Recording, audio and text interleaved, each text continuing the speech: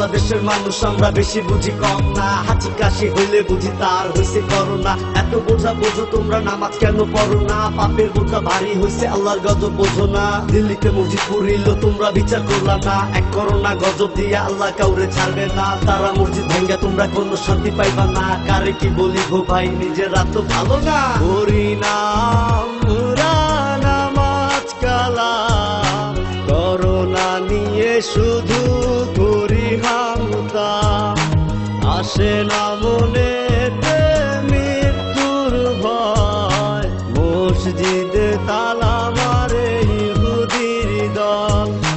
মুখেতে নাই আল্লাহর নাম করতেছ না তবা, ফেসবুকেতে স্ট্যাটাসে শুধু মাফ চাইবা, জুম্মার দিন মসজিদেতে যাইয়া দিবা উকি, মানো না তো আল্লাহর বিধান দাও শুধু ফাঁকি। এ কেমন জামানা ভাই, কারো ভিতর ইমান নাই, পাখি করে কাবা তাও সবাই কি তা দেখে নাই। আসুন এবার আসল কথায় সবাই হব সচেতন, করোনাকে দূরে রাখবো বাংলাদেশের জনগণ। করি না আমরা নামাজ কালাম, করোনা নিয়ে শুধু করি হামতা, আসে না মনেতে মৃত্যুর ভয়, মসজিদ